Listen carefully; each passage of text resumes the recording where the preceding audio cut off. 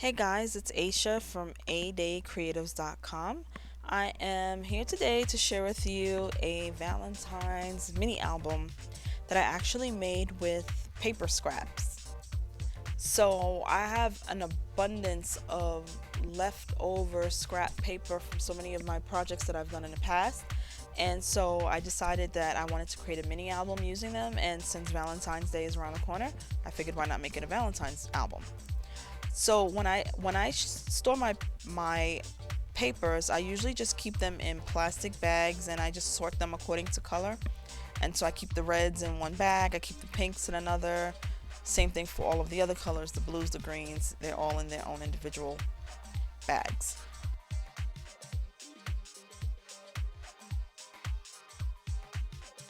And here what I'm doing is I'm just going through my stash of reds and my stash of pinks and pulling out papers that I think would work well in my project. Once I have my papers all sorted out, I pull this chipboard mini album out, and this is just one of those chipboards that you can, these one of these chipboard albums that you can alter and decorate however you would like to. I have to look for the brand name, I'm not sure which company makes it, but they're readily available in many of the craft stores. Now here I'm using a adhesive tape that I purchased, and this is like it's about 3 inches wide, and it just covers a large surface area at one time. It's similar to the ATG tape, but it's just wider. If you don't have this type of a tape, you can actually use, if you have a Xyron, you can run it through your Xyron to cover the surfaces. If you don't have either one of those, you can use glue, um, you can use your ATG, you can use a glue stick or any kind of adhesive that you typically would use. So I'm just going through and covering each of my surfaces, and I'll do that for the front and backs of each of the chipboard sheets before I even get started working with the pattern paper.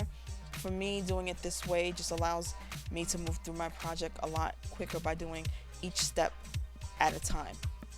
And as you see, I'm trying not to waste any of the adhesive, so when I have a leftover piece, I just apply it to the very next sheet of chipboard.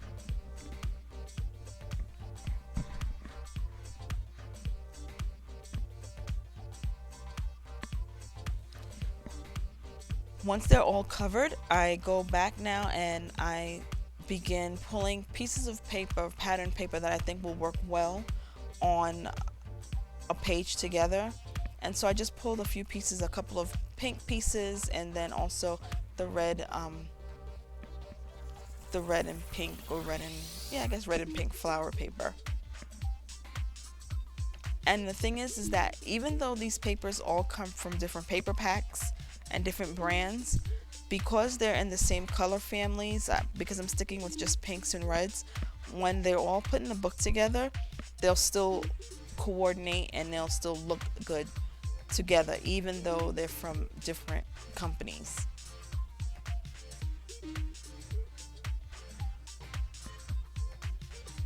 And after I have it stuck down, I just use my blade and I'm just cutting the edges. And this part can be a little bit tedious, so you just want to be careful and go slowly around the corners. Even though it takes some time and there's a tendency to want to rush, you just definitely want to take your time and be careful. You don't want to cut yourself during this process.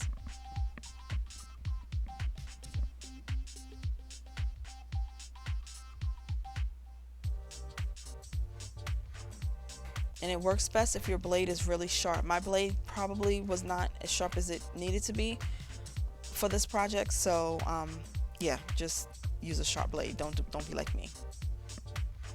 So once I have the front side covered, then I flip it over and I do the same thing with the opposite side.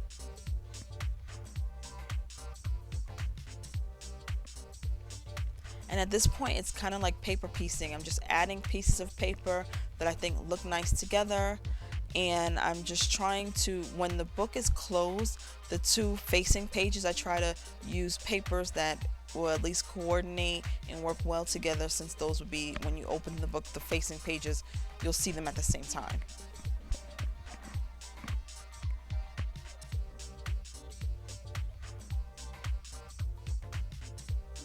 With this particular layout, After I put the papers down, I didn't think they really worked very well together.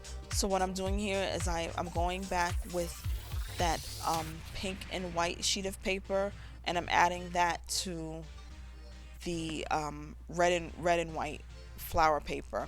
That way, at least there's a repeating pattern from one page to the next, and that's kind of a way to help blend your papers. Also, is when you repeat patterns, it helps it to make visual sense. And so with this, since I added some of that pink flower paper, it's going to help it to coordinate a bit better. And then I'll also go back with a strip of the red and white flower paper, and I'll add that to the opposite page.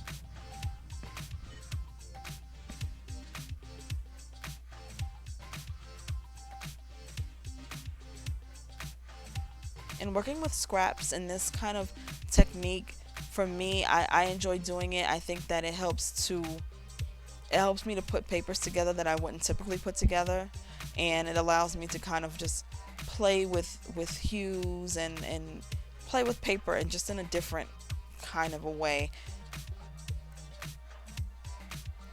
Sometimes I'm surprised, and sometimes I like it, and then sometimes I do it and I don't love it so much. But with this particular project, I did love the way it came out in the I love the way it came out in the end, so it worked.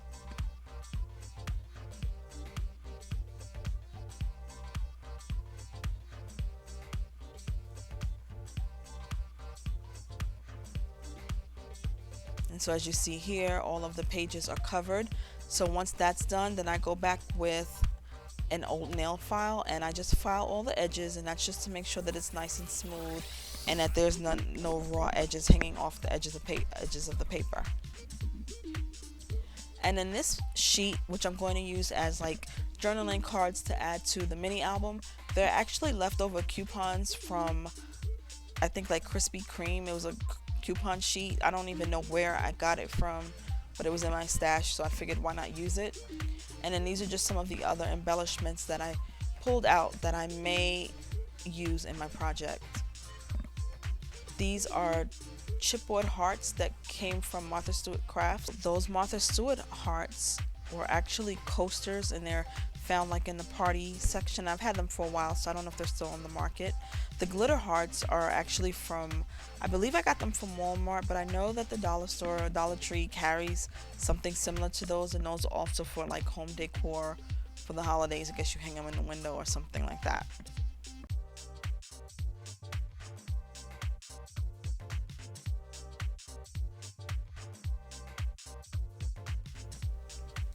So now what I'm doing here is I'm actually just laying out my journaling cards, and I'm not gluing anything down yet. I'm just kind of positioning things where I want them as placeholders. So it'll be journaling cards, and it'll be the the chipboard hearts. And my idea is just to have like placeholders to get an idea of what I want my general layout to be. And this is typically how I even work when I'm doing like a scrapbook layout, where I'll start with my largest pieces. So I'll start with the pattern paper, or I'll start with the background paper, and then move on to like the accent pattern papers, then onto the journaling cards or tags, my larger titles, and then work my way down to the smallest items like brads and buttons and rhinestones for the pages. And I always do those kind of things last, because those are like the jewelry, the last minute accents for the page layout, or a project, or like a mini book.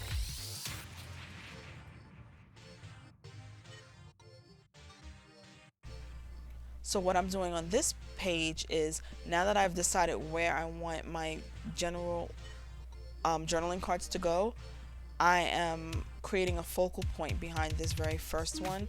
And as you see, I'm just cutting and tearing pieces of pattern paper and pieces of cardstock that go behind it. By putting those things behind it, it gives it more visual weight and more impact on the page.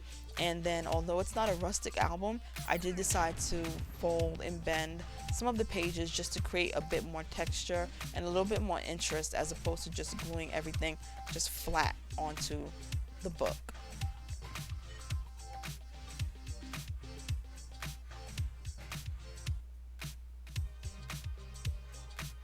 And this general technique, I'll use that for each of the pages as I go through the album.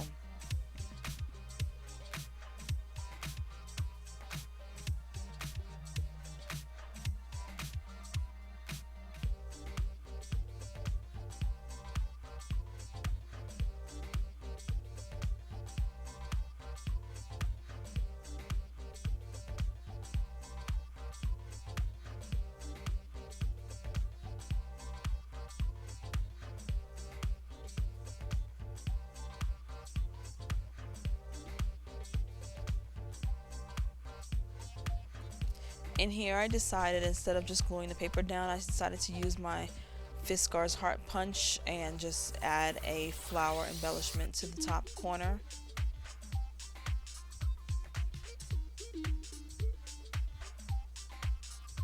With this page, because I stuck down one of those glitter hearts onto the front side of this chipboard page, I decided to use another heart for the back of it, just so that from both sides of the book it's attractive and you get like a nice glittery effect as opposed to just the back of the chipboard heart. And I lined it up and I just stuck a piece of dimensional foam inside to make sure that they're stuck together. And in here I'm going to add another chipboard heart on the following page, and I just lined it up with the front of the book just to make sure that the two bumps of the hearts line up nicely. And now here I just used a pencil to mark where I'm gonna glue the heart down, and it gives me a guide to where the glue is placed, and it'll also give me a guide as to where to place the heart once I stick it down. I'm just going back and erasing that line because I don't need it anymore.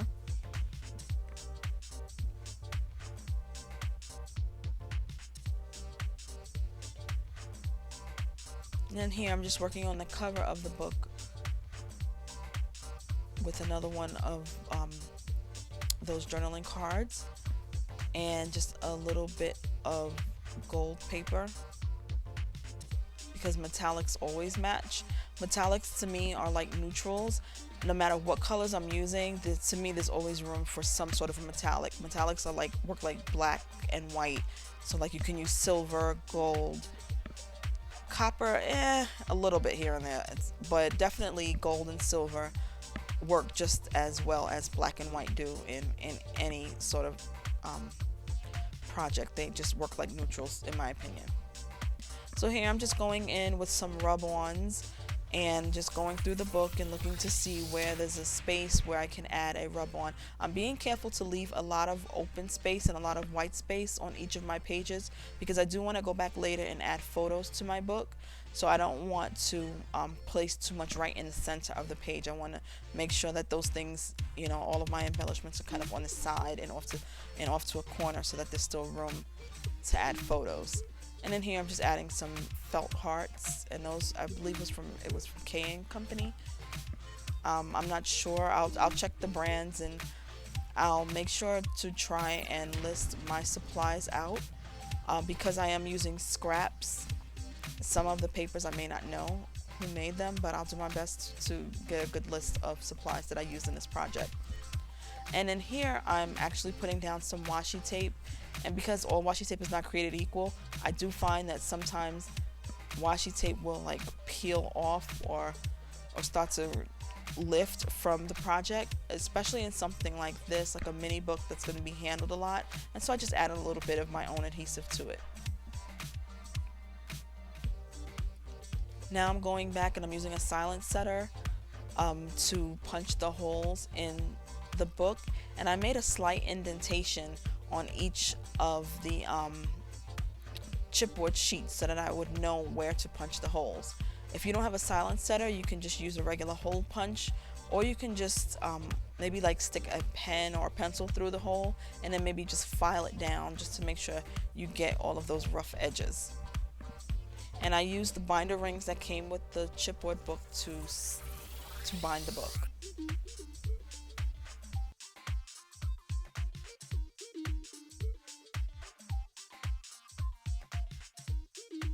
I'm going in with the tiny embellishments, the jewelry of the mini book, and these are the buttons. Like I said, the buttons, the brads, the rhinestones, and I'm just kind of sticking them down wherever they happen to work. This heart embellishment was actually a brad, but because these pages are so thick with a chipboard, I didn't want to spend the time trying to drill all the way through to get it to go through the chipboard. So I just broke off the prongs of the brad and then just put some like glue dots onto the back of it to stick it down. And then here I'm adding some enamel dots and then some strips of rhinestones.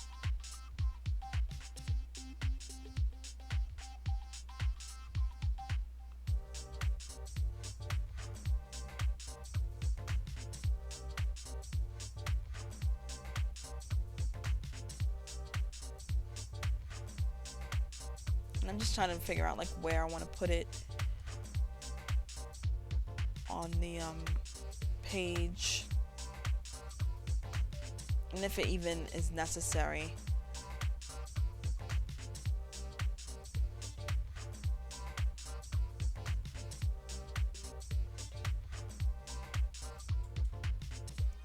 And then as a last embellishment, I'm just using this bag of scrap ribbon that I have, and when I travel, if I go to like a crop or something, this is usually the bag that I take with me, and it's just like little leftover pieces of ribbon. And I'm just pulling out the reds and the pinks that I think will work nice with this particular mini book, and I'm just tying little pieces of ribbon onto their binder rings, just to add a little bit more interest to the mini album.